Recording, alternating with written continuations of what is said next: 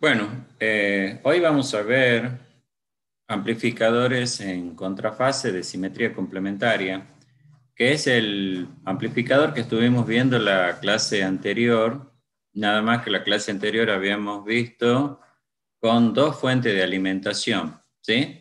El circuito práctico es con solo una fuente de alimentación. Por lo tanto, entonces vamos a hacer un pequeño repaso del amplificador que vimos en la clase anterior. En este caso, tenemos la señal de entrada que queremos amplificar. Esta señal debe venir de un preamplificador, ya que los niveles de las tensiones, los valores de pico, tanto semiciclo positivo y negativo, van a ser iguales, prácticamente iguales, en la tensión en la carga.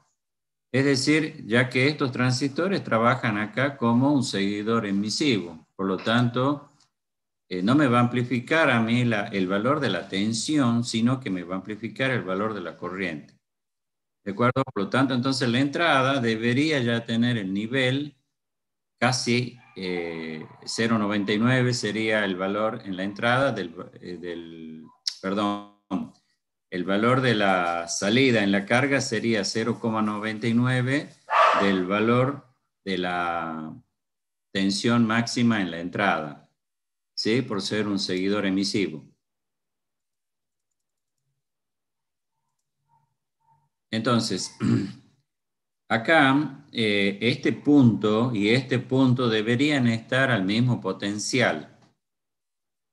De tal modo entonces que cuando esta señal tenga una tensión positiva superior a los 0,66 voltios, que es la tensión base emisor de los transistores a una temperatura de aproximadamente 20 a 25 grados centígrados, recién entonces va a entrar a conducir el Q2 y el Q3 se va a mantener cortado, ya que estamos acá con el semiciclo positivo. Por lo tanto, este punto es positivo respecto de la masa que está ubicada acá en uno de los extremos de la carga.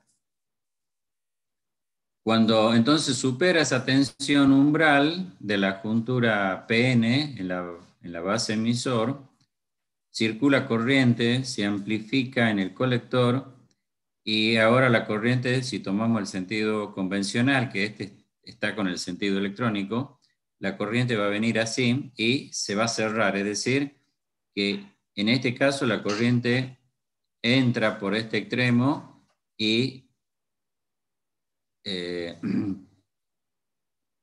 y forma este circuito cerrado en esta malla. Mientras tanto, este transistor está cortado, ya que el potencial acá es positivo respecto del emisor. Y en este caso nosotros sabemos que en un transistor PNP debería, para que entre en conducción el transistor, el potencial de la base debería estar por debajo del potencial del emisor, ¿sí? Todo lo opuesto al transistor NPN. Bueno, eh, entonces mientras este conduce, el otro se mantiene cortado. Por lo tanto, entonces acá ustedes ven la señal de entrada y conduce justamente el transistor Q2. La tensión es casi igual, es un poquito menor porque es un seguidor emisivo. Y la corriente sí es amplificada debido a que el transistor tiene una ganancia, entonces, bueno, los transistores de potencia ustedes saben que no tienen mucha ganancia para un transistor ya de una, por ejemplo, el BD137, que es el ejemplo que vimos, creo, en el práctico anterior. El HFE está en el orden de 40, 35 aproximadamente, ¿sí? Por lo tanto, no tiene una gran ganancia.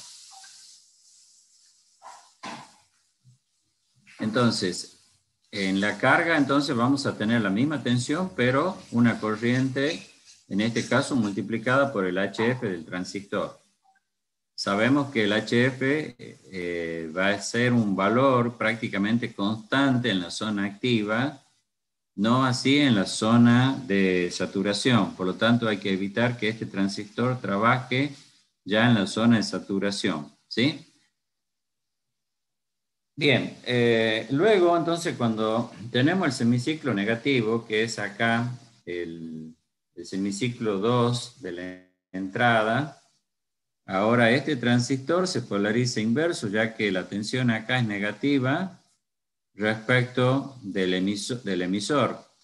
Entonces, este al estar negativo y este positivo, entra en conducción el Q3, por lo tanto la corriente, si tomamos el sentido nuevamente convencional, la corriente entra por el emisor, sale, parte por la base y parte por el colector, por lo tanto cierra así el circuito, ¿sí?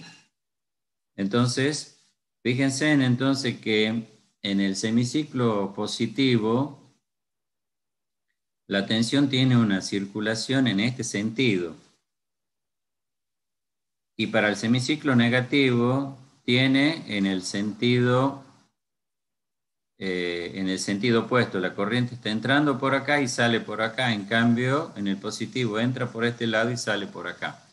Por lo tanto, en la carga entonces tenemos justamente una tensión, la misma tensión prácticamente, pero la corriente por la carga es amplificada y está prácticamente en fase con la entrada. En este caso estamos considerando que no existe la distorsión de cruce por cero. Pero bueno, para evitar justamente esta distorsión de cruce por cero, debemos entonces polarizar la base justamente de tal modo que la tensión entre la base y el emisor sea de 0,66 para que así apenas la tensión comience de cero, comience a aumentar, el transistor comience a conducir, ¿sí? Pero es crítico el valor de la resistencia que tenemos que poner, porque ¿qué pasaría si nosotros ponemos una resistencia que polarice directo al transistor Q1, también lo va a polarizar directo al transistor Q2? Por lo tanto, entonces, la fuente de tensión, cuando este esté con un cierto valor de polarización, va a haber corriente de base por acá y va a haber corriente de base por el otro transistor. Entonces los dos se volverían conductores, ¿sí? Entrarían en conducción y la corriente circularía así. Por ese motivo entonces que siempre hay que calcular el valor justo del divisor de tensión que tenemos que poner. Bueno, en el siguiente gráfico vamos a tener entonces el amplificador. Este amplificador es comúnmente conocido como el amplificador AB, porque ya viene justamente con esta prepolarización. Entonces, ustedes han visto que los transistores en clase A están polarizados en la zona activa. Este está polarizado justo a la zona de corte. De tal modo entonces que esta caída de tensión sea de 0,66 voltios para disminuir o evitar la distorsión. Ahora, la corriente que debe circular por acá debe ser casi cero, ¿sí? Para que no haya una corriente de colector que pueda ponerlo justamente a estos transistores en conducción, por lo que entrarían los dos en conducción. Fíjense que acá nosotros tenemos la tensión de alimentación, ahora ya es una sola fuente de alimentación. Se supone que estos dos transistores tienen que ser idénticos, es decir, tiene que ser el par complementario. Entonces, debemos poner la resistencia acá de tal modo que la caída de tensión en este punto sea igual a la caída de tensión en este punto de 0,66 voltios, ¿sí? Para que este transistor justo esté polarizado en la zona de corte. Entonces, un pequeño valor de tensión en la entrada ya lo vuelve conductor al transistor, dependiendo qué ciclo esté. Si el ciclo positivo, entra en conducción el transistor NPN, y en el semiciclo negativo entra el transistor, el par complementario, que sería el PNP. Profe, Bueno, disculpe acá una pregunta. Em, justamente, sí, profe. Sí, una hola. pregunta, disculpe. ¿Qué quiere decir que cuando tienen que poner la resistencia para que no pase de un valor del 0,66? Bueno, que si yo aumento la tensión acá, si pongo, supóngase, un voltio de cada Ajá, uno, estos dos ya van a trabajar en la zona, si bien es cierto, van a estar trabajando todavía cercana a la zona de corte, pero ya va a haber corriente permanente tanto en la base uno como en la base 2. ¿Por qué? Porque fíjense, nosotros tenemos acá una fuente donde la masa está puesta acá en el colector de Q3 y el positivo de la fuente está en el colector de Q2. sí, Entonces, si vemos, nosotros tenemos que calcular que el punto, la tensión entre el punto A y el punto D sea igual a la mitad de la tensión de la fuente, para que justamente los dos estén polarizados en forma simétrica. Lo mismo sucede que la tensión entre el punto D, G, debe ser igual a la mitad de la tensión de la fuente. ¿Sí? Es decir, que este punto tiene que estar en la mitad de la fuente. Lo mismo sucede con el punto C. El punto C debería estar justamente polarizado en la mitad de la tensión de la fuente. Si nosotros tenemos acá 12 voltios, en este punto debería estar en 6. ¿Sí? sí. En 6 voltios.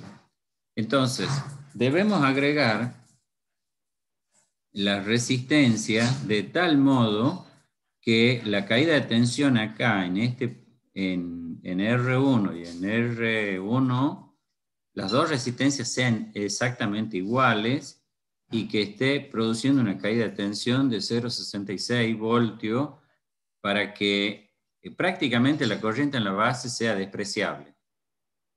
¿Me entiende? Porque si yo le pongo más tensión, va a circular permanentemente una corriente de base. Van a entrar los dos transistores en conducción.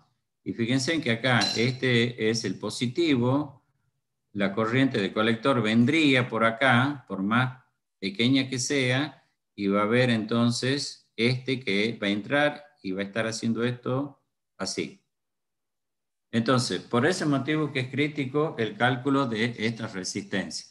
Bueno, eh, entonces acá lo que tenemos que lograr nosotros es que este punto C sea la mitad de la tensión de la fuente, lo mismo que el punto D.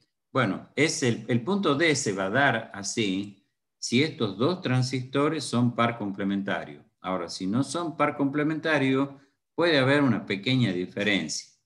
Cuando nosotros armamos este amplificador, debemos medir la tensión de continua entre este punto C y el punto D. Debería ser cero la diferencia de potencial. ¿Sí? Se permite, hay Bien. un porcentaje de, que se permite, diga, puede decir, un 5% igual va a andar, ¿Cómo? o sea, por ejemplo, usted dice tiene que medir 0 y 0. Por ejemplo, ¿qué pasa si hay una No, no diferencia tiene, mínima? el potencial va a ser la mitad de la fuente. Sí, sí, O sea, este tiene 6 voltios respecto de masa y este también tiene que estar en 6 voltios respecto de masa para que esté equilibrado. Si no, va a haber uno va a entrar en conducción para un valor de tensión acá positivo y el otro para otro valor negativo, va a entrar a distinto valor de tensión. Por lo tanto, se me va a crear una distorsión en la salida. ¿Es Eh, la el cap tensión de vías, profe, o no? Esto ¿Cómo dice? es lo que se llama tensión de vías o de vallas, no me acuerdo cómo se pronuncia. Sí, la tensión de polarización. Es la tensión de continua. Por eso es que nosotros tenemos que poner el multímetro en continua.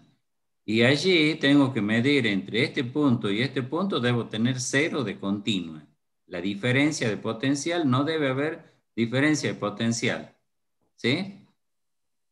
Ahora, nosotros acá ponemos el capacitor C1 justamente para que la continua no ingrese al circuito anterior. Tenemos que separar el circuito porque acá vamos a tener un preamplificador que seguramente es un clase A. ¿Sí? Un clase A resistivo, puro, es decir, con resistencia acoplado con resistencia directa, ya sea el colector o acoplado a través de un capacitor, como han visto en los ejercicios anteriores.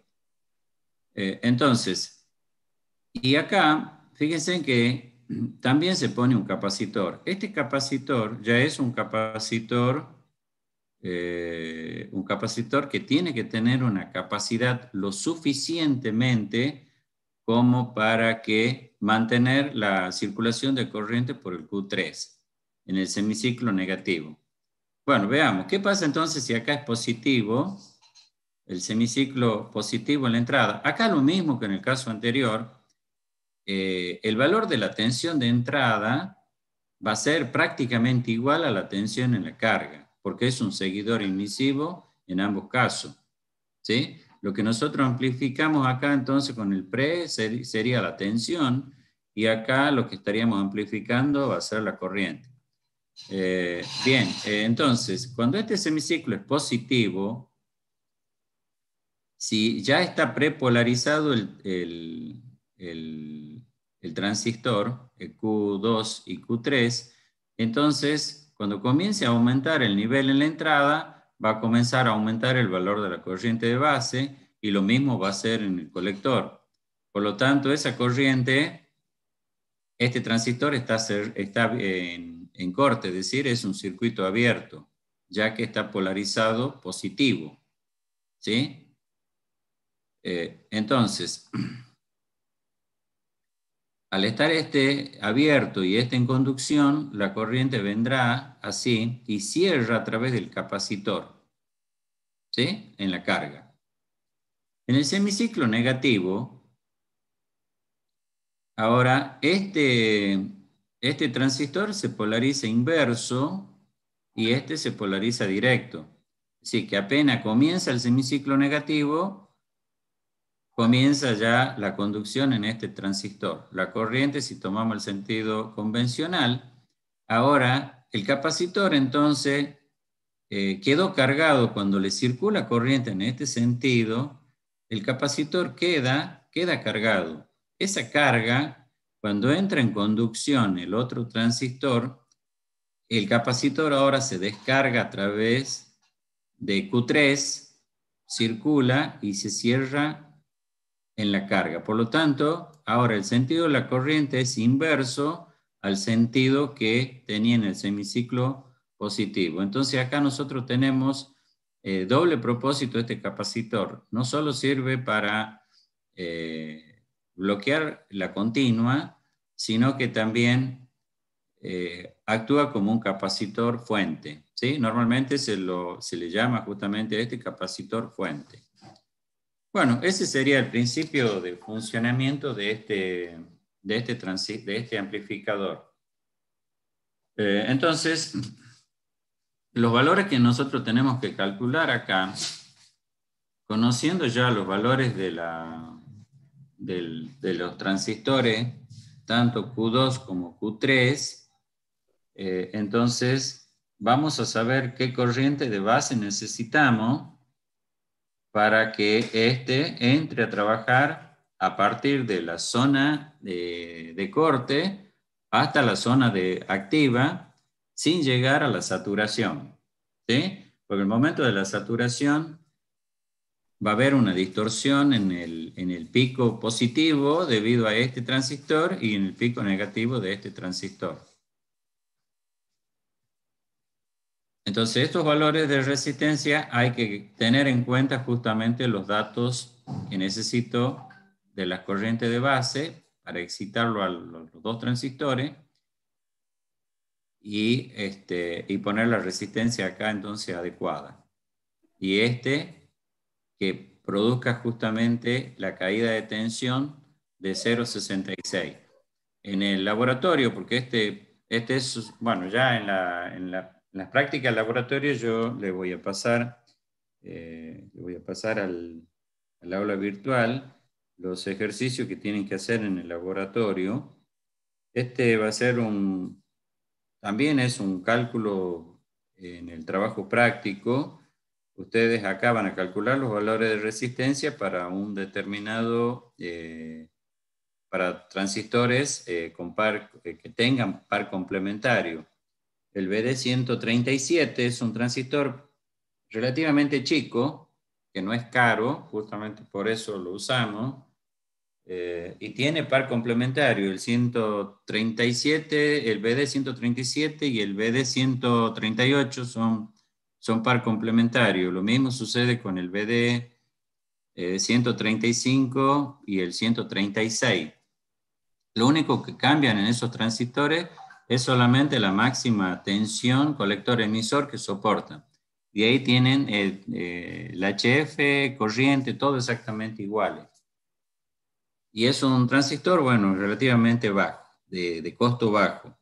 La potencia, bueno, ya cuando vayamos al dato del fabricante, el dato del fabricante me da dos potencias, que eso es lo que vamos a aclarar ahora. El dato del fabricante me da dos potencias. Una me dice temperatura ambiente de 25 grados. Por ejemplo, para el BD137 es del orden de 1,2 vatio. ¿Sí? Y para la temperatura en la carcasa de 25, ya la potencia es la potencia máxima que puede disipar, que es 12,5 vatios. Bueno, es a veces imposible llegar al máximo valor de potencia en los transistores o en cualquier dispositivo. Ya que la temperatura en la carcasa, para que esté a 25 grados, la temperatura ambiente debería estar por debajo de los 0 grados, ¿sí? Ya que todos los dispositivos trabajan en caja cerrada. Entonces, las temperaturas dentro de ese gabinete, por más que el ambiente esté a 0 grados, dentro del gabinete va a estar siempre a temperatura cercana a los 40 grados, dependiendo, digamos, del ambiente exterior. Entonces, es imposible sacarle la máxima potencia a un dispositivo por más que lleve un disipador. Y Bien, válvulas, profe, sí, yo tengo entendido, por ejemplo, en la amplificación de sonido, que las válvulas entre más volumen, digamos, más tono le dé, mejor suenan.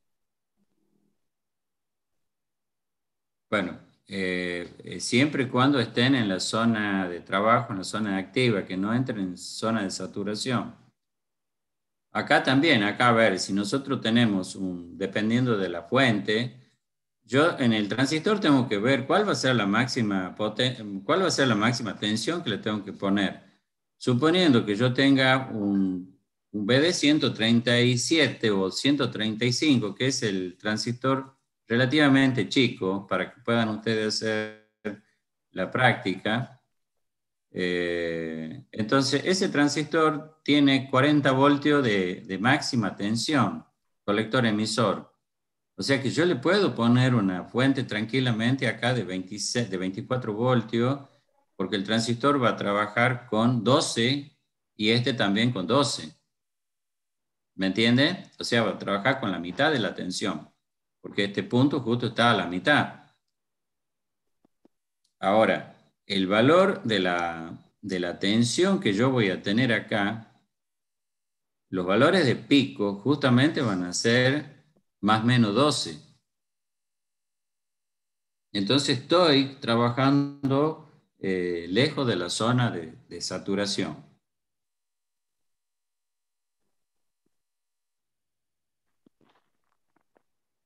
Los transistores acá ¿Cuál es la ventaja de estos dispositivos, de este amplificador? Que cuando yo tengo 0 acá, no tengo ninguna señal, ¿sí?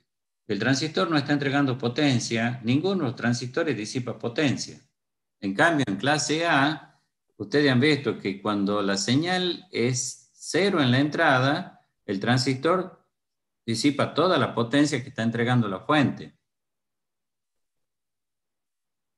¿Sí? En este caso no. Por eso que el rendimiento de estos amplificadores es mayor.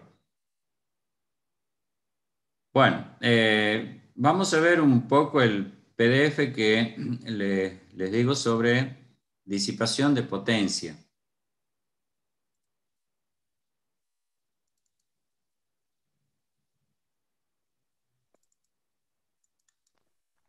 No sé si están viendo ahí en la pantalla.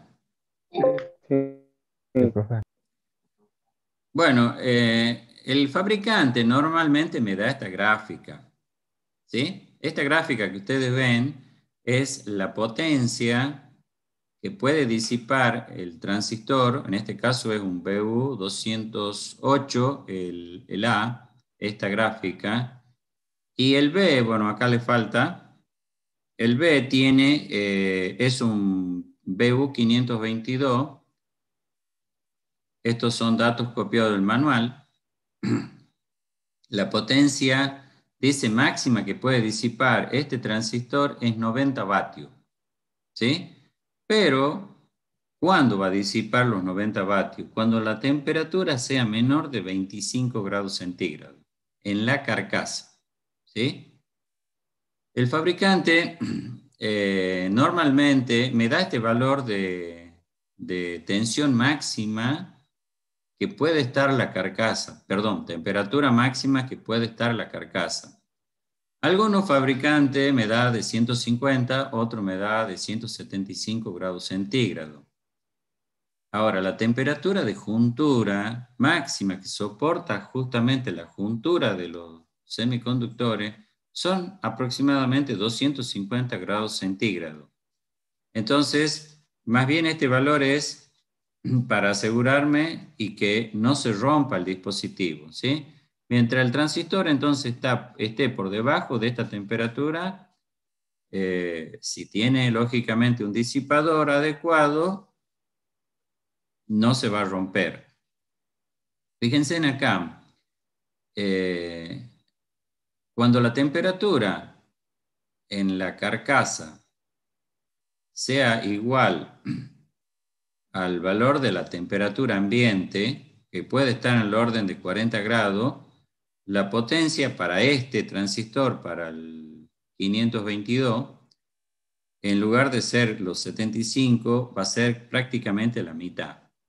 Bueno, vamos a ver entonces que en realidad, cuando el fabricante a mí me da, por ejemplo, el BD137, el fabricante me dice que cuando la temperatura en el ambiente es de 25 grados, el dispositivo puede irradiar 1,25 vatios aproximadamente. Y cuando la temperatura en la carcasa es de 25, me da el valor acá de 12,5 vatios, ¿sí? Bueno, ¿de quién depende esa potencia que pueda disipar el dispositivo? Depende del encapsulado, ya que el mismo encapsulado es un disipador de calor.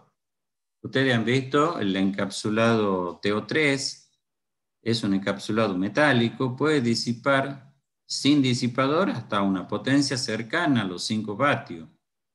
En cambio, el encapsulado TO220 puede disipar hasta 2 vatios aproximadamente. Entonces, si nosotros tenemos un dispositivo, desde la juntura, en la juntura es la temperatura máxima que vamos a tener. Esa temperatura máxima no debería superar los 250 grados, ¿sí? Entonces, para que no supere los 250 grados, debemos justamente ponerle un disipador o asegurarnos de que el dispositivo pueda disipar la potencia que pueda irradiar el encapsulado. si no le ponemos disipador. Entonces el encapsulado, el tamaño del encapsulado me va a dar a mí ya, es decir, es equivalente a tener un disipador, por lo tanto él va a poder disipar calor al ambiente. Esa energía o calor que disipa lo hace por convección y por radiación. Por eso es que los disipadores vienen justamente anodizados en color negro, ¿sí? Pero no es una pintura, sino es un proceso químico, ya que cualquier pintura le estaría entonces produciendo una aislación. Es decir, que le estaría disminuyendo la conducción, o sea, el calor, entonces, por conducción, desde el dispositivo hasta el semiconductor hasta el disipador, la transferencia es por conducción. Y luego el disipador irradia por convección y por radiación. Entonces, el color es acá entonces también es fundamental en los disipadores, tiene que ser un color negro mate, que es el mejor radiador, y además por convección se aumenta la cantidad de superficie en contacto con el aire para que este dispositivo pueda irradiar por convección.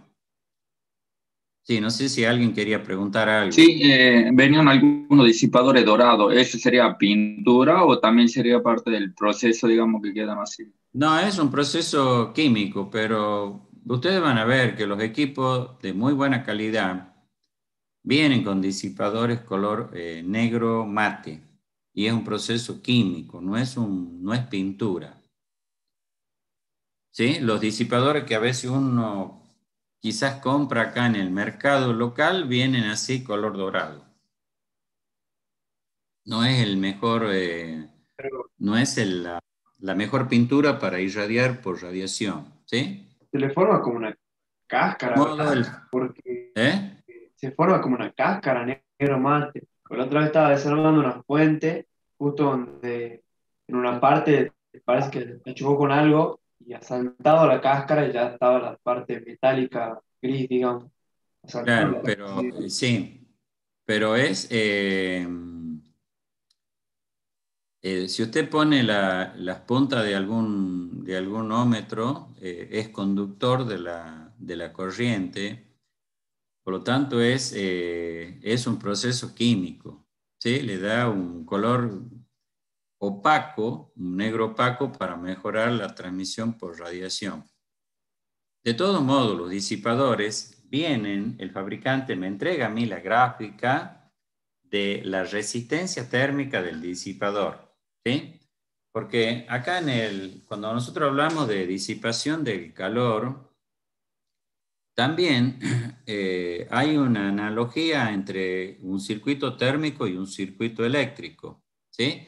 Lo que es la resistencia térmica es la resistencia eléctrica para un circuito eléctrico. Lo que es, por ejemplo, la corriente eléctrica en el circuito eléctrico es el flujo de calor en un circuito térmico, que viene a ser justamente equivalente a la potencia de disipación.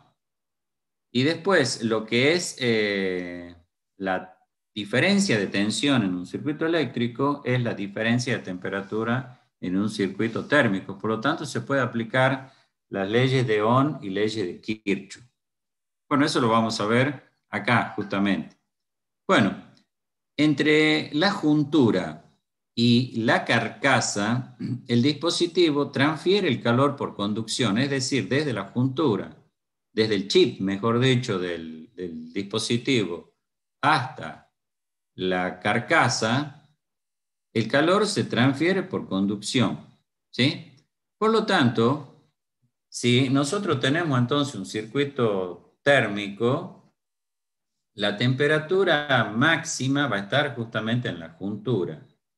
y después, como está circulando el calor por conducción, en la carcasa yo tendré una temperatura menor que la temperatura máxima. Exactamente igual que en un circuito eléctrico. Si yo le hago circular corriente a una resistencia, va a haber una caída de tensión. Por lo tanto, uno va a estar un potencial más alto que el otro para que haya flujo de electrones, ¿sí? Bueno, acá sucede lo mismo. Entonces, ¿cómo determinamos nosotros si el fabricante no me da los valores directos de la resistencia desde la juntura hasta la carcasa?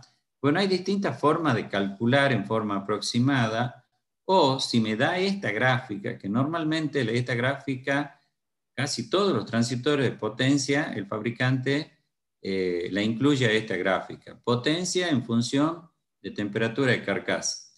Esta pendiente, ¿sí? Fíjense que acá, a medida que va aumentando la temperatura en la carcasa, va disminuyendo el valor de potencia.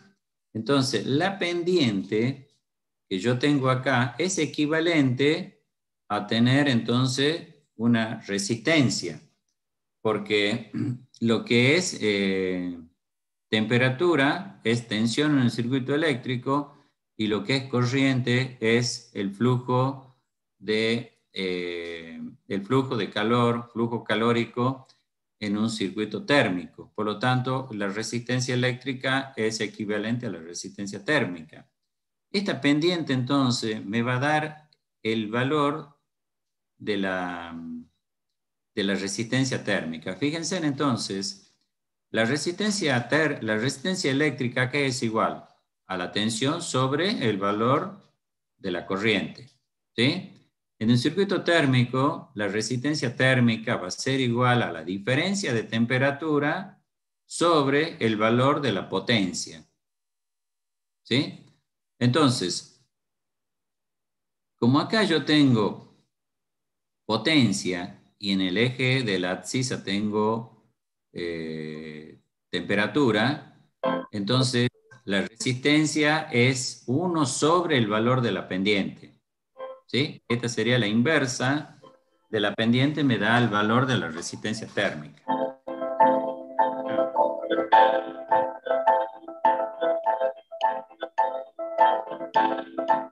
Por favor, alguien que corte el micrófono, lo tiene encendido el micrófono. Bien, la gráfica me da justamente el flujo de calor, flujo térmico, flujo calórico.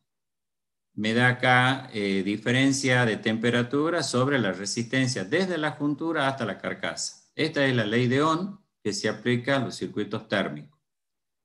Por lo tanto, entonces, si nosotros tenemos acá potencia y tenemos la diferencia, la resistencia, entonces, esto que pasa para acá y esto dividiendo, por lo tanto, me queda entonces que la resistencia térmica desde la juntura hasta la carcasa es 1 sobre la pendiente, que es la potencia máxima sobre la variación de temperatura, donde la variación de temperatura, esta es la potencia máxima, en este caso 90 vatios, esta es la diferencia de temperatura, 150 menos 25, ¿sí? Pero yo tengo acá una pendiente negativa, por lo tanto tengo que multiplicar por -1 para que esa resistencia me dé un valor positivo, ¿sí? Bien. El fabricante entonces, si me da esta gráfica, yo ya conozco el valor de la resistencia desde la juntura hasta la carcasa. A ese valor de resistencia yo no lo puedo modificar, ¿sí? Sí o sí el calor que se está generando en el transistor se va a disipar por conducción a través de esa resistencia, ¿sí? No hay otro camino. Pero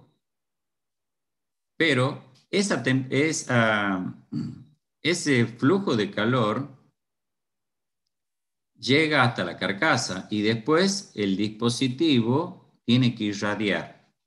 Entonces, si no tiene disipador, el cuerpo del dispositivo actúa como disipador, él irradia calor de las dos formas, por radiación y por convección. ¿Sí? Ustedes saben que en los gases la transmisión es por convección. Mejora la transmisión por convección si nosotros tenemos más superficie en contacto con el aire. Y mejor aún si nosotros le ponemos una turbina, es decir, debemos hacer circular el aire frío por las aletas del disipador que están calientes para mejorar la disipación por convección. En esta tabla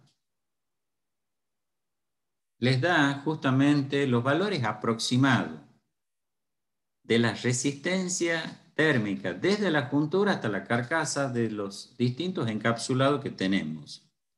Este es un encapsulado TO39, es un encapsulado metálico pequeño.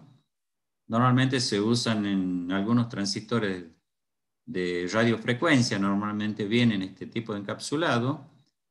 Dice que la resistencia está entre 10 y 60. Fíjense en que el valor real me va a dar el fabricante, ¿sí? Ahora, si yo tengo un TO220, que ese encapsulado es muy común, el TO220, no sé si lo conocen. ¿Lo conocen al TO220, el encapsulado? El que tiene forma de... Sí. Bueno, ya le voy a pasar un PDF, que es donde está la forma de los encapsulados, que yo ahora no le subí al aula virtual, pero le voy a subir cuando termine la clase. No es que tiene forma de... Dice que el encapsulado TO220 tiene una parte metálica que está unido al terminal central, que en los casos de los transistores es el colector. En el caso de los reguladores de tensión positivo, por ejemplo, es la masa. Dice que puede tener una resistencia térmica desde 1,5 a 4,2. El valor real depende del fabricante, ¿sí? Porque es la resistencia desde la juntura hasta la carcasa, es decir, depende del fabricante, del material que haya usado el fabricante, del diámetro del alambre que haya usado, ¿sí? Ya que ustedes saben que esa conexión es un fusible. Por ejemplo, yo les decía a ustedes, los transistores, por ejemplo, me indica cuál es el valor average máximo que puede soportar en corriente, y por encima de ese valor actúa como un fusible, se corta, se abre.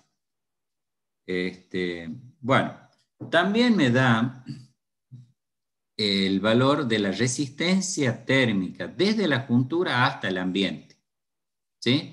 Por eso es que el fabricante les da justamente los dos valores de potencia a la carcasa, manteniéndola la carcasa 25, o la resistencia térmica, como tiene valores altos porque el encapsulado es un encapsulado pequeño, entonces también me da la potencia que puede disipar para una temperatura ambiente de 25.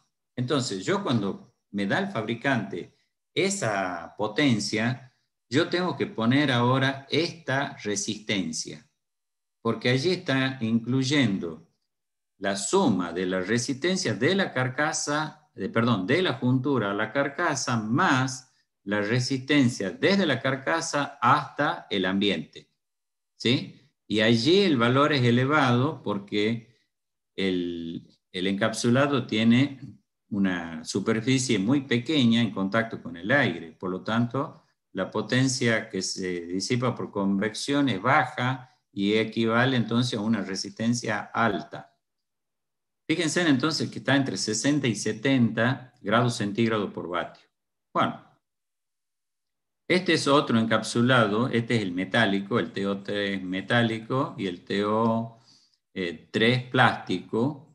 Fíjense en que ya tiene menor resistencia térmica desde la juntura a la carcasa y también menor resistencia térmica desde la juntura hasta el ambiente. Este menos todavía porque es todo metálico. ¿Sí? Tiene de 0,8 a 3, dependiendo del fabricante, me va a dar el valor exacto. Y tiene entre 30 y 40 grados centígrados por vatio, que es la resistencia desde la juntura hasta el ambiente. Bien, acá vamos a ver un cálculo práctico. Tengo este transistor, el BD241, según el datasheet, la máxima corriente que soporta media es de 3 amperes, el máximo pico de corriente es de 5 amperes. Es decir que acá, si nosotros lo hacemos trabajar, lo pretendemos hacer trabajar con una tensión constante de más de 3 amperes, el dispositivo se rompe, se quema el conductor interno, actúa como un fusible. El pico que soporta, solamente hay que ver los valores de tiempo que puede permanecer el pico para que no se rompa. Que ahí es un dato del dispositivo, es el DVDT. Es bueno, ya después lo van a ver ustedes cuando vean electrónica de potencia. Bien, la tensión máxima, la tensión BCEO es la máxima. Esto es cuando no hay corriente en la base, es decir, el transistor está en zona de corte.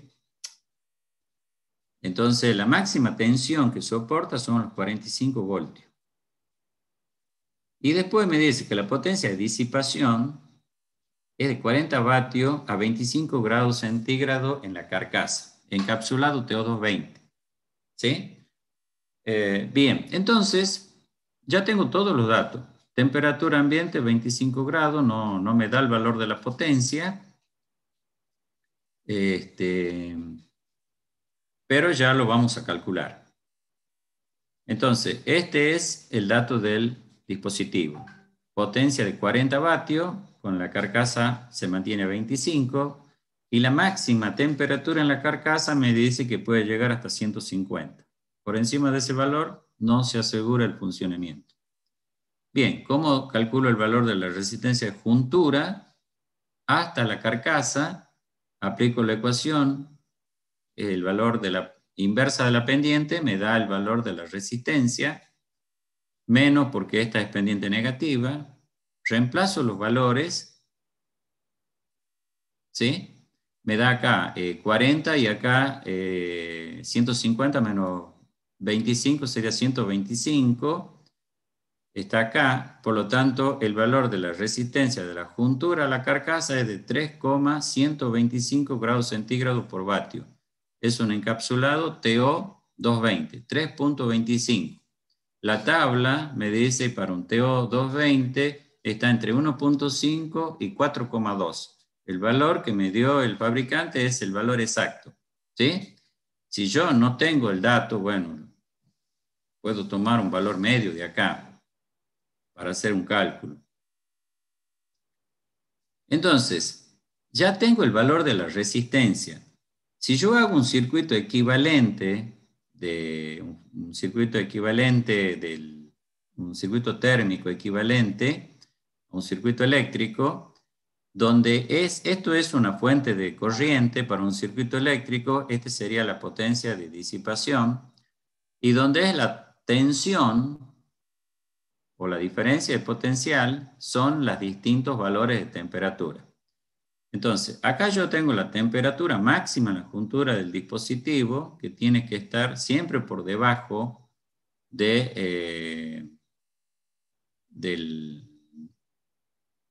siempre tiene que estar por debajo de los 250. El fabricante me recomienda que esté justamente en valor 150, el valor de la temperatura de la carcasa máximo. Por lo tanto, yo a este valor le puedo asignar los 150. Esta es la resistencia desde la juntura a la carcasa que la acabo de calcular. Y acá en este punto tendré la temperatura en la carcasa del dispositivo. Ahora, este dispositivo irradia calor por convección y radiación. pero la resistencia es muy pequeña. Perdón, la resistencia es muy grande, por lo tanto el flujo de calor es muy pequeño. ¿Sí? Y acá tendré la temperatura ambiente, que podría ser 25 grados. Entonces, esta resistencia es un valor alto.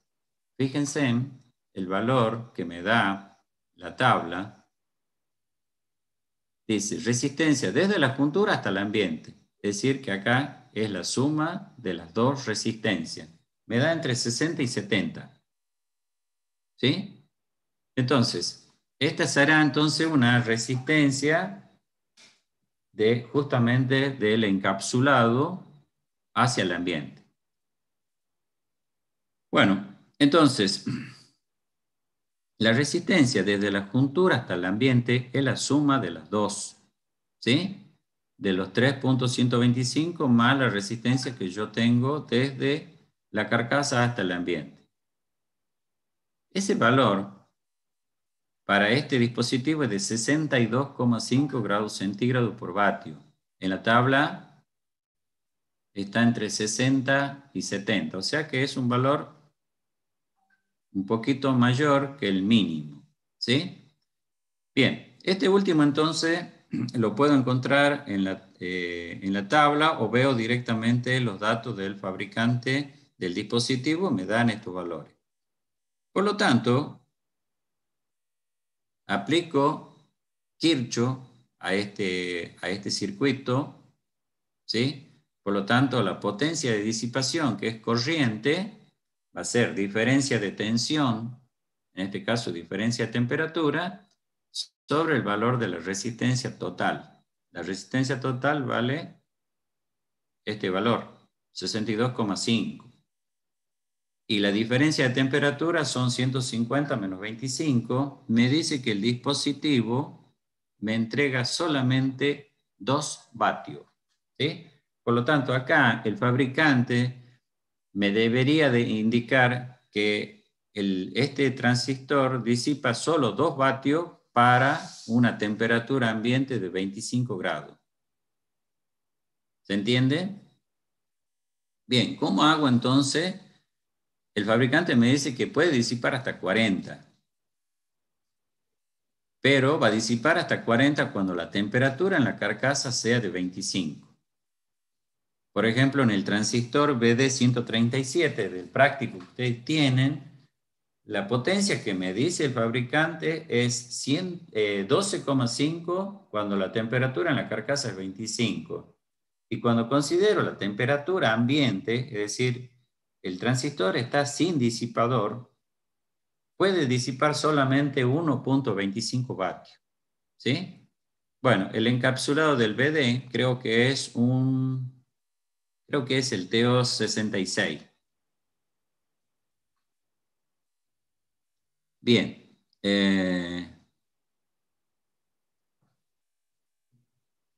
Bien, entonces, ¿cómo hago para que este disipe más potencia? ¿Sí? Esta es la máxima potencia que puede disipar a 25 grados en el ambiente, sin disipador. ¿Sí? En estas condiciones, calculamos ahora qué temperatura va a tener el dispositivo en la carcasa. Entonces, como acá aplicamos justamente la ley de Kirchhoff, tenemos entonces que la temperatura de juntura menos la temperatura del ambiente es la potencia multiplicado por la suma de las dos resistencias. ¿Sí? De acá entonces, esto es resistencia total, que a su vez es la suma de estas dos resistencias. Por lo tanto, pasamos multiplicando y de allí despejo el valor de la temperatura en la carcasa. Fíjense en que la temperatura en la carcasa va a ser la temperatura de la juntura máxima menos el producto de la potencia de disipación por la resistencia total que tiene desde la juntura hasta el ambiente. Me da que la temperatura va a estar a 144 grados centígrados en la carcasa. ¿Sí? Entonces, el dispositivo no se quema porque el fabricante me asegura que va a irradiar potencia siempre que esté por debajo de los 150. Es decir, que yo estoy acá más o menos y esto me da 2 vatios. ¿Sí? Bien, ¿cómo hacemos para mejorar entonces estas condiciones? Bueno, acá se supone, ¿qué pasa? Dice, si al transistor le hacemos circular una corriente si el transistor está conectado a un circuito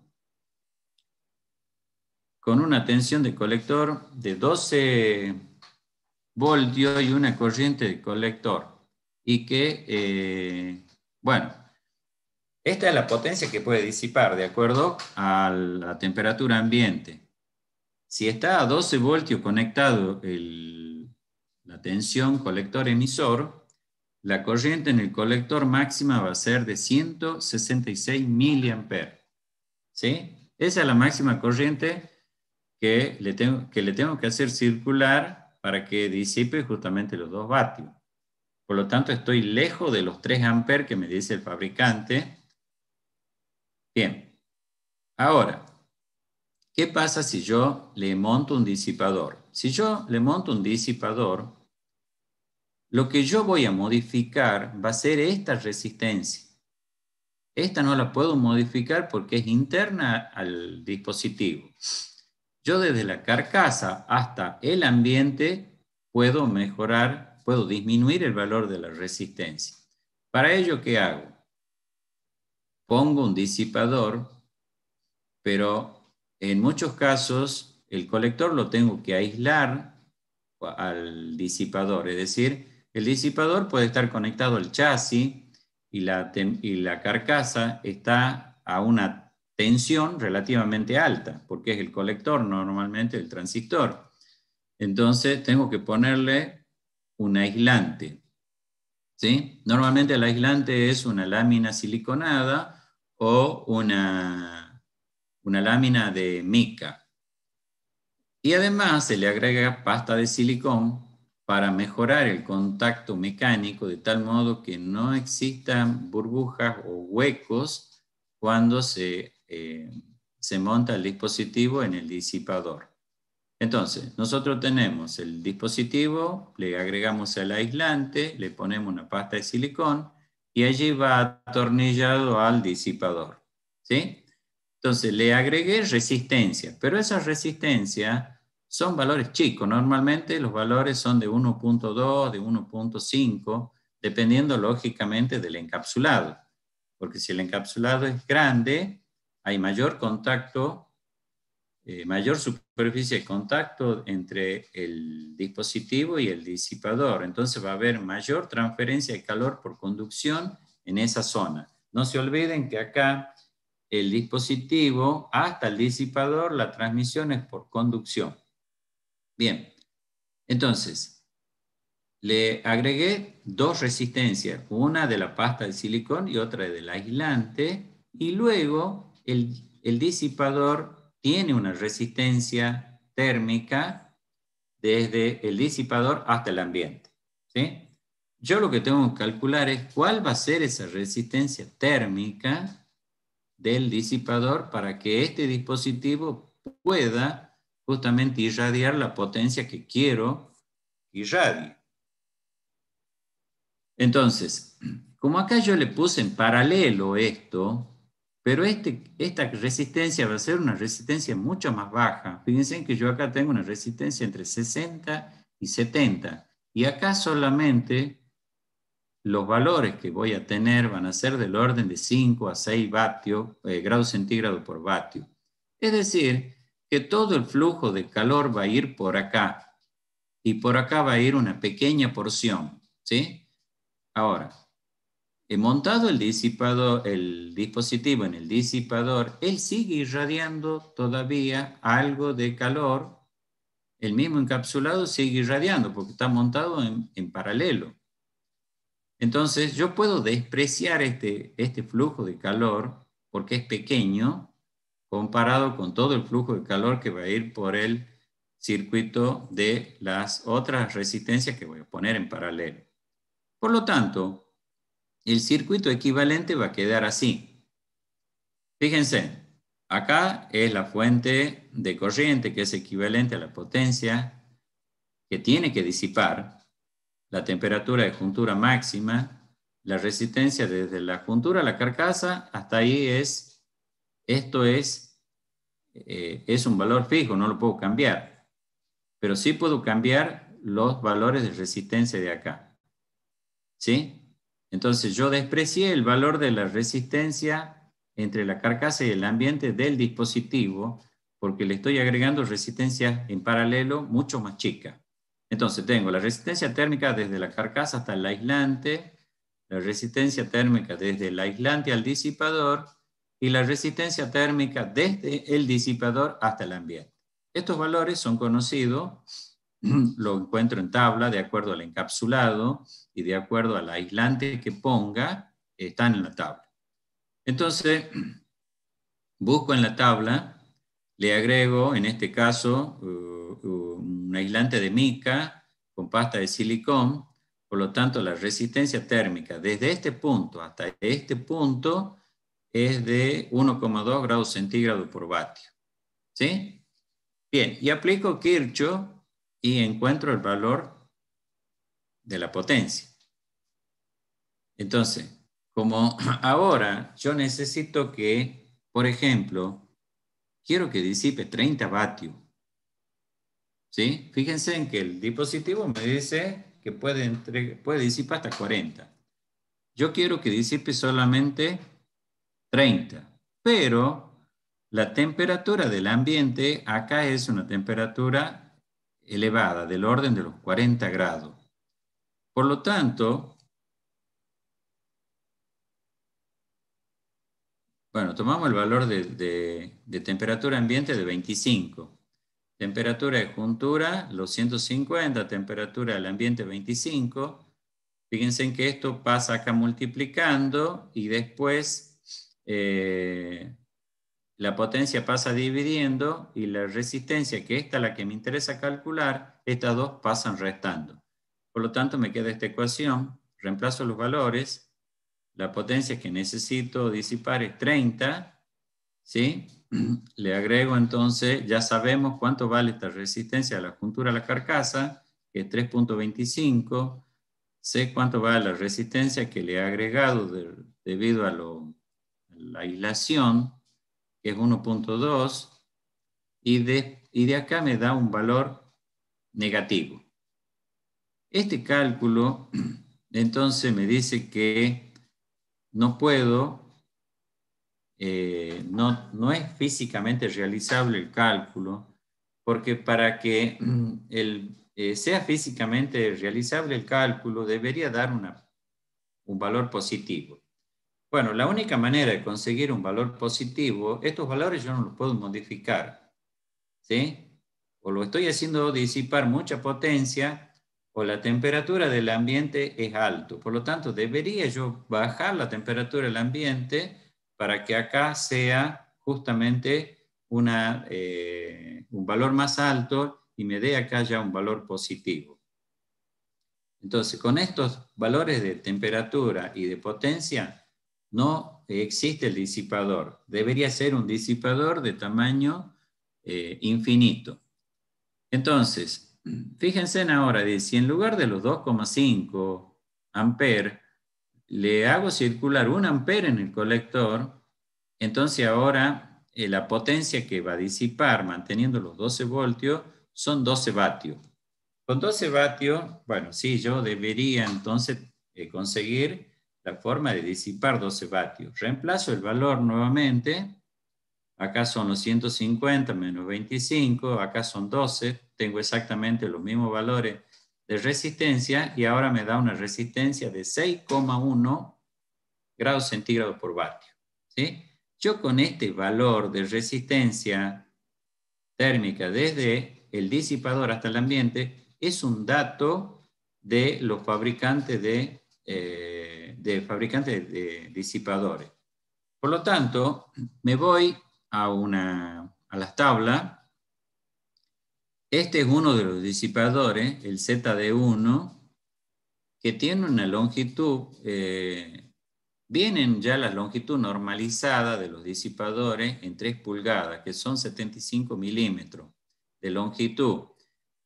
Para esa longitud vale 3,5 grados centígrados por vatio. Yo necesito 6,1, por lo tanto, yo lo podría cortar a este disipador y para ello necesito tener justamente la gráfica para cortarlo al valor adecuado. De todo modo, prefiero usar otro. Me fijo en este, el ZD3, que es un disipador que ya tiene una resistencia térmica de 5 grados centígrados por vatio para 75 milímetros. Fíjense que yo necesito 6. 5 es una resistencia más chica, la longitud es más grande. Entonces el fabricante me da, este es el perfil del disipador y me da la gráfica de la resistencia en función de la longitud, ¿sí? Ya que este es el perfil, o sea que la longitud es lo que yo veo solamente a la vista de frente del dispositivo, y la longitud de 7,5 centímetros, 75 milímetros, serían justamente perpendicular a la pantalla. El fabricante me dice entonces que para 7,5, que es el valor normalizado, la resistencia térmica es de 5. Y yo necesito 6,1. Para 6,1 tengo este valor, intercepto con la gráfica que me da el fabricante y me da una longitud de 5,5. Es decir, que yo lo puedo recortar a este disipador en 5,5 centímetros y este es el disipador que me va a permitir entonces a este transistor hacerlo disipar 12 vatios. ¿Sí? ¿Está claro? Entonces, hay que tener en cuenta, fundamental, cuando vean la gráfica, perdón, los valores del fabricante, que siempre me da dos potencias de disipación. Una es potencia de temperatura ambiente y otra es potencia cuando la carcasa esté a 25 grados. Eso implica que deberíamos poner un disipador infinitamente grande. ¿De acuerdo? Bueno, esto también lo he subido al aula virtual.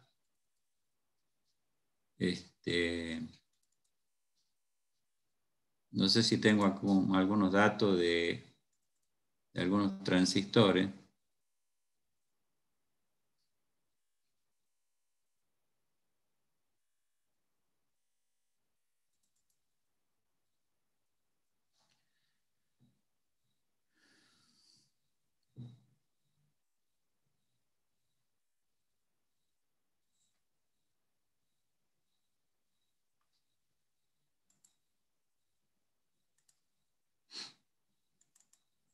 Bien, no sé si están viendo ahí, este es un Darlington, es el BD647, es un Darlington NPN, tiene el diodo de protección entre el emisor y el colector.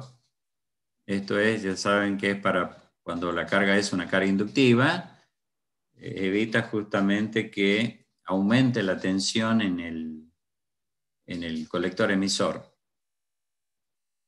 Acá están los datos. Fíjense, tensión colector emisor cuando está abierto es decir, cuando está en la zona de corte, es 80 voltios máximo. La corriente de colector continuo es hasta 8 amperes. La corriente de pico, 12 amperes. La corriente de base continuo, 0,3 amperes. Y después me da potencia, dice, de disipación, temperatura ambiente, solo 2 vatios. ¿Sí? Este es el encapsulado TO220. Ahí está. ¿Sí? Es decir, que todos los encapsulados tienen que disipar más o menos la misma potencia, es 2 vatios. Es decir, si yo lo tengo al dispositivo sin disipador, A lo sumo le sacaré 2 vatios, si es que la temperatura del ambiente es de 25. Y si está a más temperatura, bueno, no, ni siquiera podré sacarle los 2 vatios.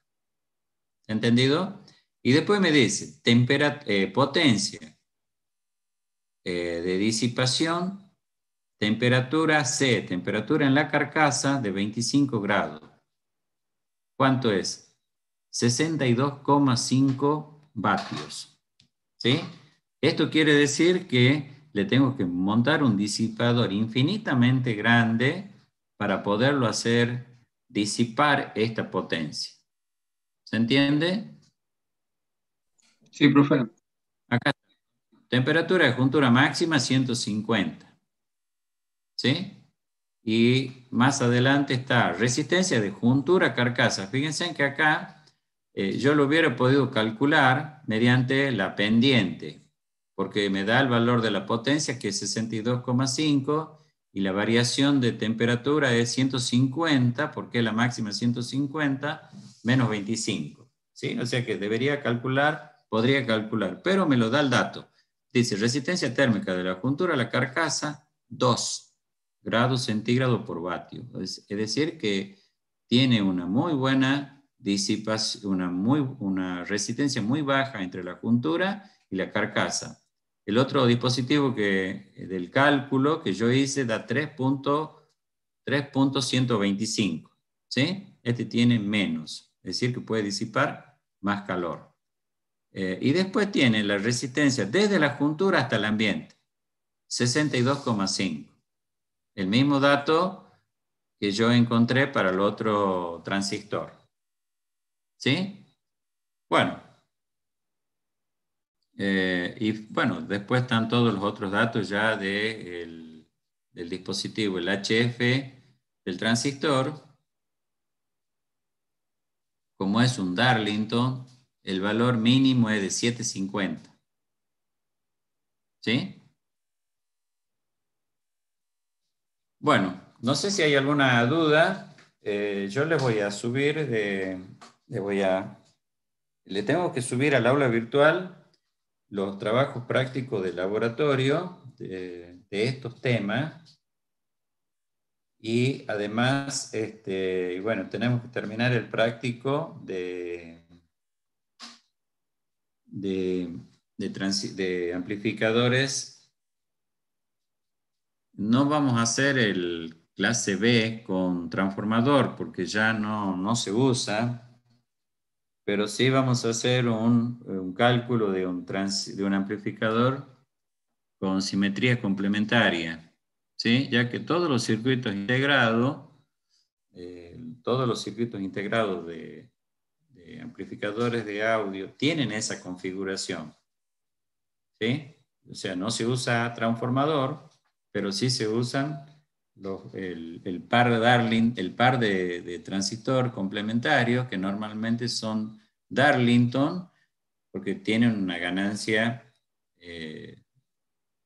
muy superior a un solo transistor. No se olviden que cuando nosotros tenemos un Darlington, la ganancia de corriente va a ser el producto de la ganancia del HF1 por el HF2.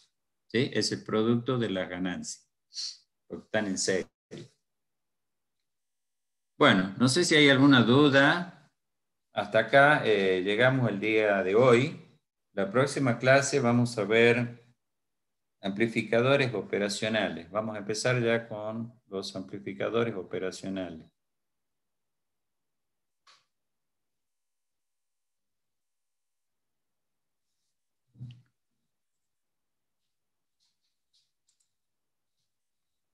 ¿Alguien necesita hacer alguna consulta? No, profe. Ninguna. No, Profe. este tema lo entendí bien. Bueno, de todos modos, cuando tengan las prácticas de laboratorio, ya sea que la hagan en la facultad o la hagan en algún lugar particular de ustedes, bueno, pueden consultar, ¿de acuerdo? Si aparecen dudas, pueden consultar. Que siempre en el laboratorio aparecen dudas y diversas dudas. Así que yo les voy a subir ya los ejercicios mejor dicho, los circuitos para que hagan las prácticas. Si lo pueden ir haciendo ustedes en sus casas o en algún lugar que estén trabajando ya con electrónica, necesitan fuente de alimentación.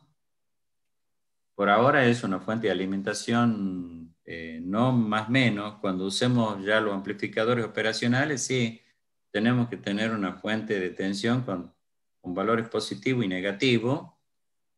Una fuente de tensión, entonces para esto solamente una fuente de tensión. Un solo valor de tensión, valores positivos hasta 12 o 18 voltios. Me puede entregar hasta 2 amperes. Si trabajamos con los transistores chicos, podríamos trabajar con un transistor BD137 y el BD138, que son par complementarios. Las corrientes van a ser corriente menor o cercano a 1 ampere. Y bueno, van a necesitar un osciloscopio para ver la forma de onda de salida, que no distorsione el amplificador.